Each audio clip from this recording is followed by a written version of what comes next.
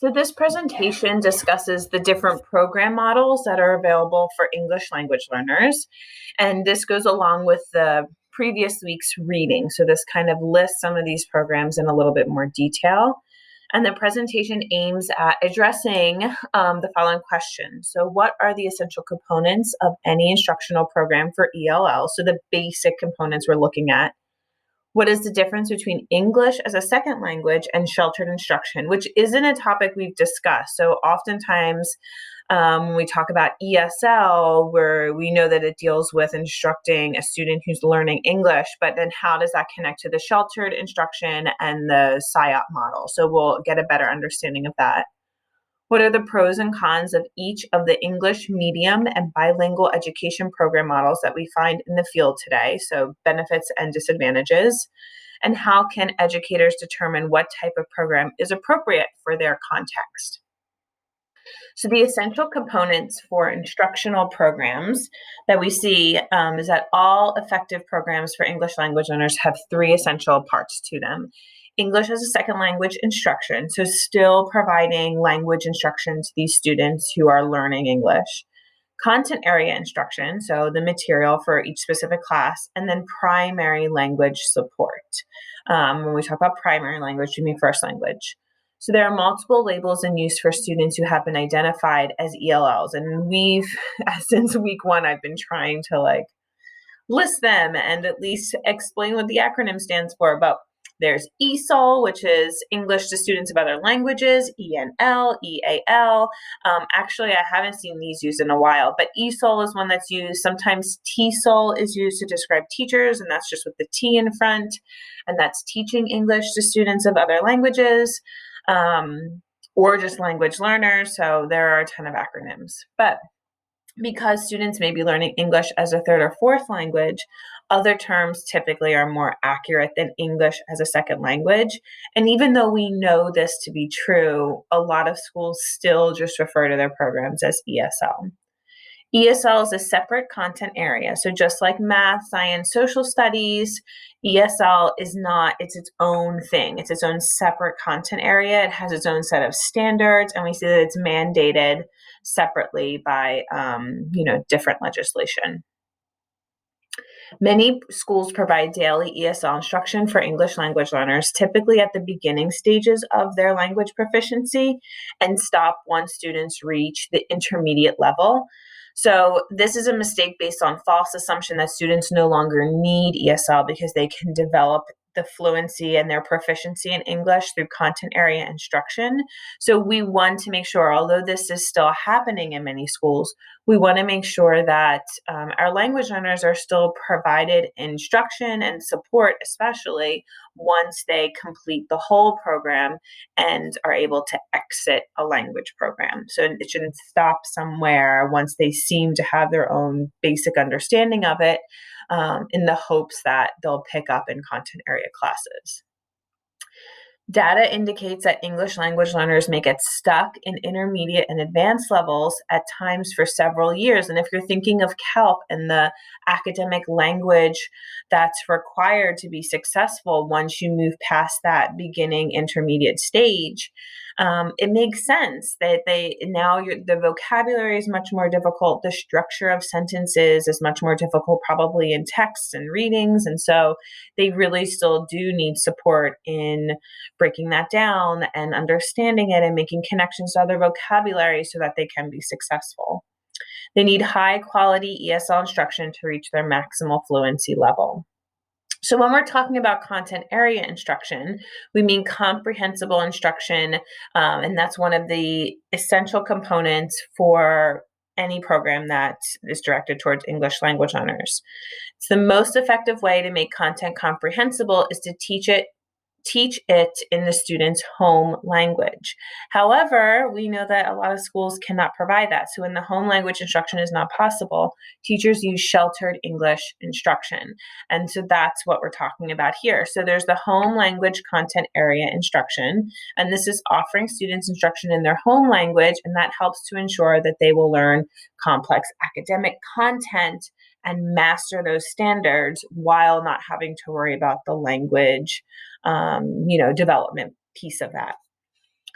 Effective content area instruction in home language requires a certified bilingual teacher. So we often only see this type of situation with bilingual programs for this reason, who's fully proficient in that language, whatever the home language is, but also in English. So it requires appropriate curricular materials that then go along with the program, which could be an added difficulty. I'm not quite sure. I've never taught at a school with a bilingual program. And then there's sheltered instruction. So this is grade level content area instruction that is provided in English, but in a manner that makes it comprehensible to English language learners while promoting their English development. And that's exactly what the SIOP model is. So the word sheltered is a metaphor for simplifying the language without watering down the content. And I can't stress how important that is. Sometimes teachers think they're doing this great job by just making it an elementary version of a topic. And that's not really benefiting the student either, right? They're still at the same grade level, their language just needs the extra support. So while protecting ELLs from language demands and maybe beyond their comprehension, this is sometimes the case. We want to make sure we're just simplifying the language, but the content still stays the same. In California, sheltered instruction is called Specially Designed Academic Instruction in English. And then the SIOP model, Sheltered Instruction Observation Protocol, offers guidance to teachers who use sheltered instruction by helping them plan, teach, observe, and evaluate effective instruction for language learners. And so we're right here at the planning part of it based on this week and what topics we're talking about, but we'll see the rest of this and how it unfolds and how it's hopefully beneficial. You'll see hopefully how it's beneficial to students in the classroom. So there are 8 components to SIOP, and this was kind of introduced in the introduction to this model. But there's preparation, building background, comprehensible input, strategies, interaction, practice and application, lesson delivery, and then review and assessment. And so we'll go over all of these 8 components in the upcoming weeks. The key feature to this model is its inclusion of language objectives within content area instruction. And I know that that term inclusion gets thrown around a lot in education. It's always the goal, right? We always want students to be in these inclusive settings where no one is being separated or pulled out and that sort of thing. And when we're thinking about that and what's best for the student, we also have to think of the social demands, how getting pulled out, maybe singling a child out, and the social ramifications of all of that. So especially as we start discussing this and discussing these models, think about just what it means for a student. Put yourself in their shoes, so to speak, and consider that at different levels. So at high school, middle school, elementary, how might that feel? This feature highlights, so the SIOP model and this idea of including language and content area instruction highlights the fact that content area teachers, in addition, and this is what I've been stressing all along, you're never alone as a content area teacher, in addition to the ESL and bilingual teacher, if that's the case, have responsibility for helping those learners develop their proficiency. So you may be in the classroom and you may be the lead teacher. I know there's a lot of different terms for it. But regardless of that, you're never alone, so to speak, in any questions you might have in developing activities. You're typically always working with an ESL teacher or some other bilingual teacher if that program's available at the school. Primary language support involves the brief use of students' home languages during ESL and sheltered instruction content or sheltered English content instruction by the teacher, a paraprofessional, or the students themselves. And so this is when someone may push into the classroom and then sit with the student as an aide and then offer additional understanding or additional support in home language so that they can understand the content, so to speak, without that language demand. And the purpose of this support, PLS, is to make instruction in English as comprehensible as possible. So English as a second language and sheltered instruction, educators often are confused about the difference between ESL and sheltered instruction and what that means. So ESL is teaching English to students who are not yet proficient in the language, right? So really focusing on their language, pronunciation, the syntax, like all of those little sub topics that we talked about within our language, focusing on the development of all of that. On the other hand of that, sheltered instruction is defined as making content area instruction comprehensible. So the sheltered instruction is really focused on content area, but supporting that language development. So addressing key vocabulary terms at the start of a lesson, or connecting what's about to be discussed in the lesson to students' prior knowledge. And oftentimes this is this is best practices for all students. So this is what we're trying to do regardless for all of our students, but making a special, like paying special attention to it, especially when you have English language learners. Sheltered instruction supplements but does not supplant effective, systematic, and direct ESL instruction for ESL. So that means that, and this is unfortunately the case at some schools, when you are a content area teacher and you have an English language learner in your class and they're like, oh, we don't have an ESL teacher, just try your best. That's not okay, and it's not really allowed. It's against the law. As a public school especially, we have to be providing language development so that they can access that information. So while you may be trying your best in your content area, there still needs to be some sort of language development or ESL teacher supporting that student. The relationship between ESL and ELA can cause confusion too. ELA is English Language Arts. So English Language Arts instruction in the United States has traditionally focused on teaching reading and writing. And then oral skills are something that we, even though it may be in the standards as far as like presentations, we don't really teach oral skills necessarily. They're typically omitted. So ESL contains 4 modes of communication in its explicit systematic instruction, which just means that these skills that maybe aren't focused so much, skills outside of, but also including reading and writing, are also addressed in ESL. So this instruction is typically delivered by language specialists. It should be someone who's certified in ESL and has that special certification, looking not for traditional language like English language arts mastery, but for developing the language proficiency. So these are the start of the different programs for English language learners. There are many different models. I'm sure if you read the reading from last week, you have an idea of that already, that are currently in use for English language learners, and they can be classified as bilingual or English medium. So those are the two like umbrella terms. A bilingual program is any program in which one or more content area is taught in the student's home languages. So that's really the difference, is that the home language is also being taught and being addressed. English medium programs then are all content areas are taught in English using sheltered instruction strategies and supplement it with PLS as needed. So a problem in the field of language education is inconsistency in how programs are for English language learners, and how they're labeled in literature and in practice. And so we just have, things just aren't consistent all the time. And that's one of the issues that we're seeing. So we'll start with the bilingual models first. There's a traditional bilingual education program, and these are the most common type of bilingual programs that we see in the United States. They're also called early exit programs, if you've heard that. But the goal of these transitional bilingual programs is to transition the language learners to an English medium classroom as quickly as possible. So oftentimes we see that they'll start, because it is bilingual, there'll be a lot of focus on learning both languages, but using the home language kind of as like a basis, or maybe even more home language at the beginning of the instruction. And then as time goes on, it's almost like scaffolding, taking away more and more of that home language and focusing more and more on English, so that they can get into an English medium classroom and feel like they have those necessary skills. So they typically, because of this, begin at an early age in kindergarten, with about 90% language arts and other instruction taught in the home language, and about 10% taught through sheltered English instruction. And that's really allowing them to access the content, and then, just like scaffolding, taking that home language away slowly.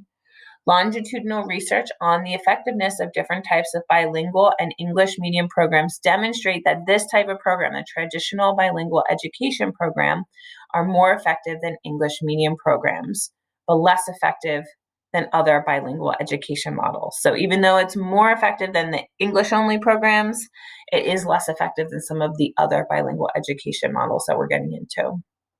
So the developmental bilingual education program is sometimes called maintenance or late exit bilingual education. So this developmental bilingual program aims to help students develop both English and their home language so that they become fully bilingual and biliterate. And this is, especially at the secondary level, we see this is probably the most common. So they're learning both languages at the same time. And the idea is that we're not using one as scaffolding and taking one away slowly, but instead at the end, students are completely bilingual and biliterate. So they're achieving academically through both languages, and they develop a positive sense of cultural heritage and ethno-linguistic identity. So when I said keep in mind those social aspects, this is one of it. It's so wonderful, especially as you compare it to the last transitional program, because there's this message that's being sent through a transitional program that, oh, we're taking away your home language slowly because you need to be proficient in this language. And that puts a lot of focus and a lot of value on the English language. But this developmental bilingual program focuses on both equally. And so the value is then placed on both languages. And this idea that you shouldn't be getting rid of one part of yourself, one culture, and focus on just the other one. And I think it's a much more positive experience for students. So this developmental bilingual program, the programs, I should say, are much stronger, but they face a lot of pressure to move to earlier English exit. So there's a lot of pressure from outside, forces, the state assessments or other legislation to get students in English and to exit them out of the program faster, meaning that they are English proficient. So that's one of the issues to that. There's also dual language programs, and these are sometimes called two-way immersion or dual language immersion, and they're designed for even numbers of English speakers and ELLs from the same language background. So classrooms that have English speakers and ELLs in dual language programs spend most of the day together in the same room where they receive content area instruction in both languages from qualified bilingual teachers. And so you will have, and there are some schools locally, I want to say Southern Lehigh School District does this, but I have to double check, so don't quote me on that. But it is where you'll have equal number of English speaking students, and if there's a large population of one like home language, so let's say Spanish, for example. So equal numbers of English students, equal numbers of Spanish speaking students in the same classroom together. And it's often a co-teaching type model where you have one teacher teaching in English, one teacher teaching in Spanish, or it could be one teacher who's doing both if you have a bilingual teacher. And so they're receiving instruction in both languages. The 50-50 model is the common method of the dual language model. 50% of the instruction is in home language and 50% of the instruction is in English. And it's meant to teach both groups of students. Many models begin at 90-10 and move to 50-50. That's percentages. So dual language programs have a considerable level of variability, especially considering the amount of time spent for instruction in each language. And what's exciting about this program is that it theoretically gives equal footing to ELLs with their English-speaking peers. No one is better than, no one is the majority, no one's culture is valued more than another. There's equal footing for both groups, which is nice. Bilingual immersion programs in the United States target English-speaking students exclusively. The goals are for English speakers to become bilingual and biliterate, to achieve academically in both languages, and to develop cross-cultural understanding. So just what we would expect for our language learners is exactly what we expect for the English-speaking students as well. There are also heritage language programs, and these are it's a fairly new term, I should say, in the United States, but it's this wide range of programs from after school or weekend in which language minority students have an opportunity to learn their heritage language. And so if they're from a Spanish speaking family, but they don't know Spanish well, these programs are typically offered through the school. And it is usually after school programs or over the weekend where then they are receiving Spanish instruction to then learn that heritage language. So here are the English medium models. We have those bilingual ones underway, and I do have a chart coming up that's clearly separates all of this information in maybe a more aesthetically pleasing way. But the English medium models, in English, we see that all subjects are taught in English, right? So these are the different ways that we're instructing in English. So there's the pull out English as a second language, and this is what many of you described in our week one discussion. Many of you described this type of scenario, but it's commonly used. Keep in mind social factors for this as we go over it, particularly in elementary schools, but I've seen it used a lot at secondary as well, where English language learners make up a small portion of the total school population because, and this is really important to keep in mind, it's because of that small portion and those small numbers that allows for this type of situation. Because if the numbers were larger, they would find another way to handle, schools would find another way to handle this. But because there may be one or two students in a class, then this is how they're trying to remedy the situation. But a certified ESL teacher pulls small groups of students, of English learners, out of their regular classrooms to provide then ESL instruction. It's criticized as being the least effective model. It's much more costly and it requires more than one teacher, which adds to the cost. But there are some benefits to it. It can highly support content area instruction and build confidence in ELLs because they are able to practice the language with someone who understands that they're still learning. My argument would then be that the environment of the classroom may need some work, right? If that's how the student feels, but there are a lot of very, issues and different variables that go into that. So there's also in-class English as a second language instruction, and this is the push-in idea. So this is where ESL instruction is provided by the regular classroom teacher, and it's preferred over the pull-out method because the students do not miss class and have increased interactions with their classroom teacher. So I apologize, this isn't push-in. We didn't get to that yet. This is when the teacher is doing both. And this is currently what I'm doing. So we have such small numbers at my district that I teach English at the secondary level. So I'm teaching literature, but because I'm also an ESL teacher, those students who need language support are then placed in my English classes. And while I'm teaching them literature, I'm also supporting their language development. So you'd have to have a person who has dual certifications in this case. Push-in ESL means that the ESL teacher, then there's an extra person who's going into the regular classroom to work with the English language learner, keeping social aspects and ramifications in mind. So it's a person then who typically is an aide to that student or that group of students in a class. Sometimes the ESL teacher may end up working in the back of the room, or worse, just hanging out while the teacher lectures and then simply providing assistance here or there to individual ELLs.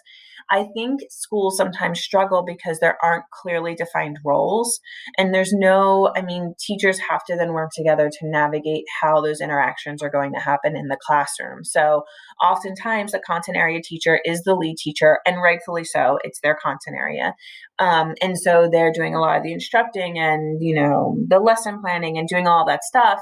And the ESL teacher oftentimes just finds a seat in the back, is trying to understand the content to a certain degree so that just as much that is needed to help with the language development. But keep in mind that ESL teacher does not need to know the content area because their focus is just language development. And so it is sometimes this weird, awkward dance that happens between two teachers. So when a student, an ESL student, then gets put into like a group to discuss or has to complete something individually, this teacher then inserts him or herself into the situation, the ESL teacher, to then try to offer support. And so it can sometimes be awkward for the student, especially at the secondary level. There's also the sheltered or structured English immersion. This is self-contained grade level classrooms for English language learners with teachers who are trained and certified. And then when bilingual programming is not available, SEI is considered the next best option because they can then, build those skills. There are also newcomer programs. So this is specialized academic environments that serve newly arrived immigrant English language learners for a limited period of time, typically 1 to 2 years until they get that conversational language underway. There's no set model within this program type, but the goals are to help students acquire English, provide instruction in content areas, guide students through the acculturation progress to the U.S. school system, and that just really means making them familiar with what a U.S. school system is like, and then to develop and strengthen their native language literacy skills. And then there's submersion, sink or swim, right? The final approach for teaching English language learners is to do nothing at all for them. And unfortunately, this is the case at some schools where schools will place an English language learner into a mainstream class and then do nothing at all to support that language development.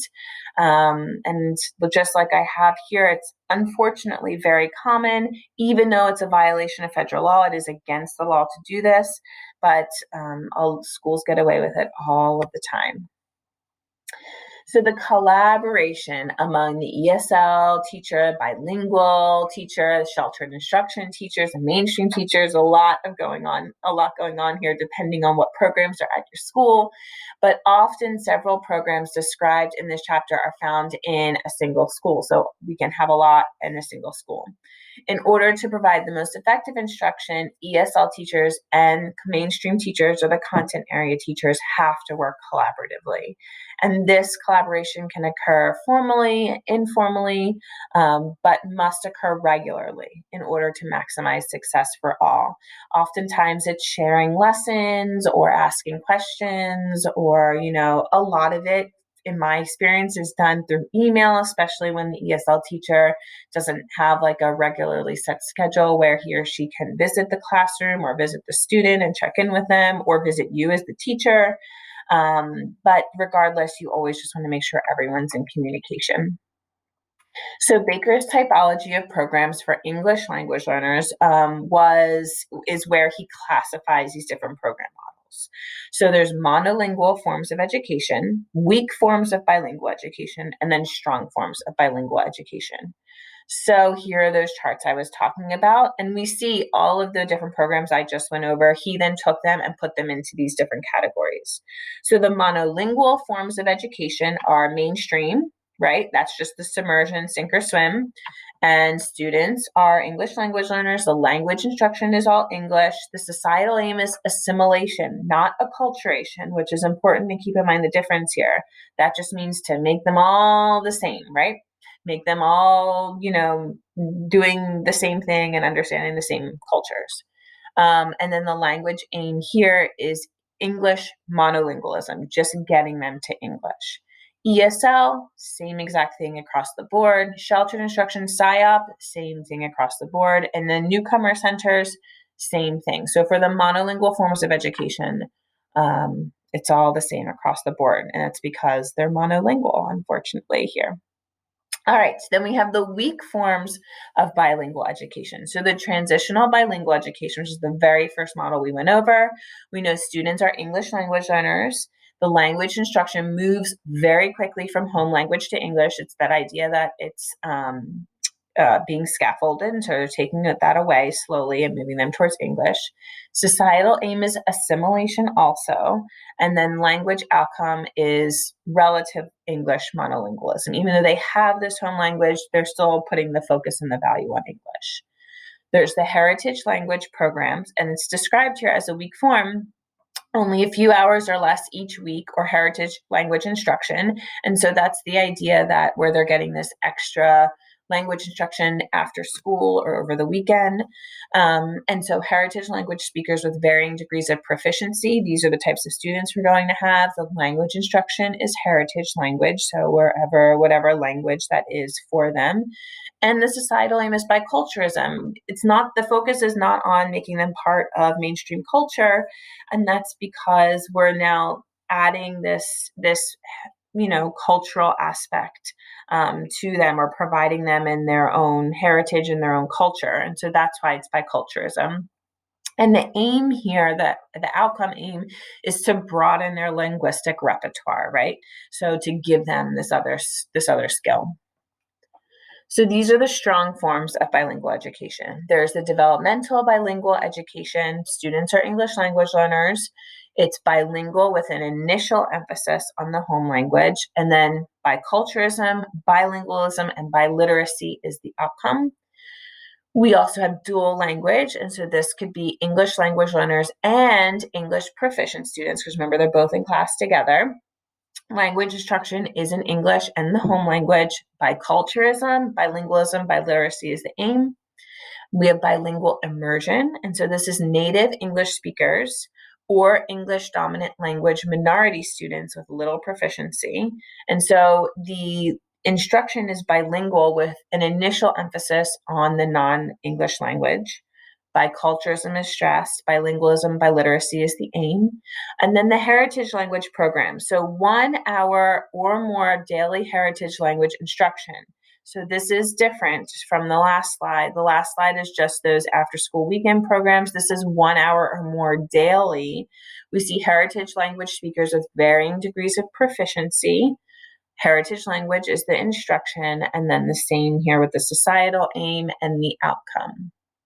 So how do we determine what's most appropriate for our English language learner? What model would most appropriate for our school? This is unfortunately not a choice that teachers make. It is typically a choice a school makes. Oftentimes there's a lot of input from all different stakeholders in the community. So you may be in a very interesting position where you as a teacher are asked to kind of, offer your voice, offer your opinion to this. But we do see that, it's something that you typically are, as a teacher, this is what your school does. And so you're following command, so to speak. The appropriate models for a school must be determined by teachers and administrators who are working collaboratively to study the characteristics and needs of English language learners, the desires of the parents in the community, the current and potential resources of the school, and local, state, and federal policies. A lot, certainly, that has to go into it. Regardless of the program models that are selected, schools and teachers must fully commit to implementing them to the best of their ability. We still want to do what's right by our students.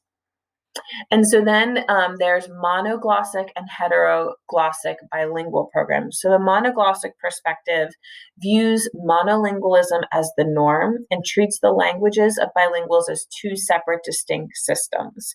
So students are two monolinguals in one, so to speak, in this idea. So it doesn't focus specifically on English, so I don't want you to confuse that. But it's this idea that each language is its own system and it's going to be treated separately. And so when we're looking at a bilingual student, so to speak, it's really like having two students in one. And then there's this heteroglossic perspective, which views bilingualism as the norm and treats the languages of bilingual as coexisting. So in conclusion here, we see that all programs for English language learners must, at minimum, ensure that they're learning English, learning the academic content, and each program model must include ESL instruction and content area instruction. The teaching of content areas may be provided through home language or sheltered instruction or some sort of combination. Schools should also allow for PLS as possible, especially in non-bilingual programs. Although the dual language programs are considered the strongest program models for ELLs, no single approach is appropriate for every single context. We can't generalize in that way.